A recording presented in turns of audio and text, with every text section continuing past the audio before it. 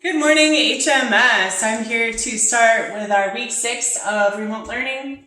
Remember, we've been covering our acronym C flats. C is color, F is form, L is line, A is the upside down V for value, T texture, S is in shape, and then S, which is space, which is the final frontier. This week we're working on shape. Today happens to be Memorial Day, so happy Memorial Day to everybody.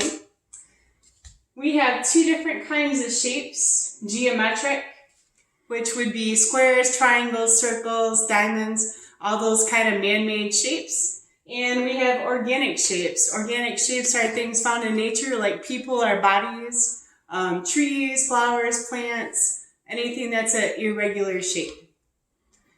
We're going to be making some nature walk mandalas today.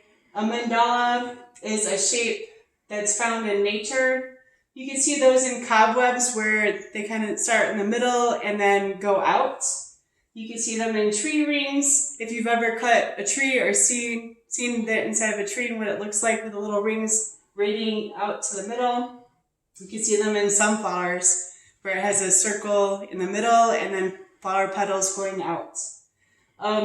Mandalas are very sacred and they're related to the universe with Hindu and Buddhism, and people from India really revere mandalas and feel like they're a really sacred symbol. To make the nature mandala, you're going to gather a variety of natural objects, and variety is a key word. When you go outside, look for sticks or twigs or stones or wood chips or any kind of plants or even dandelions, or just be careful though when you go out. You don't want to pick tulips or get their flower petals because right now they're in bloom. Some of them have already bloomed, some of them are still working on being bloomed, so we don't want you to get into those. But as you gather up your variety of natural objects, you're going to group your like items and then create and take a picture of it. So a mandala, I have already made one over here. Before I go into it, I just gathered up like wood chips, sticks, grass, dandelions, different kinds of leaves, some stones.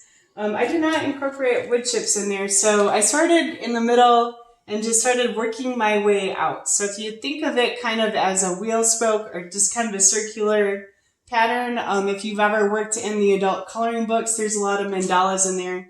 So I'm just going to add some wood chips in here, just to kind of show you how you just start to place things in there, and you want to make sure that whatever you do in your mandala, it has some kind of balance. And just use your own intuition as you put things together. Notice I'm doing 4, 4, so then I have 3 other areas where I'm going to find wood chips about the same size.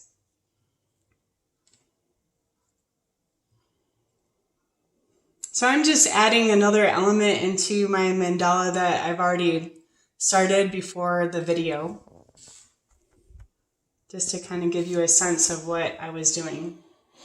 But the fun thing about doing these is you can make something and then rearrange it and make it again if you're not happy with it, and take a picture. So when you do that,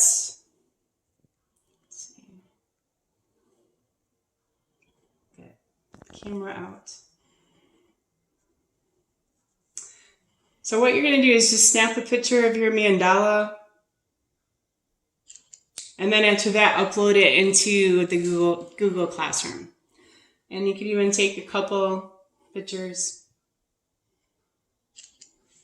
And I hope you have fun making your nature mandala this week, and I can't wait to see what you come up with. Miss Pickle and I will be checking in the Google Classroom and seeing what you put in there. So have fun making your mandala. Make sure you put all these natural objects back into nature, and you could recycle them in a compost bin if you have them as well. All right, I'll see you guys. Have a good week. All right, bye.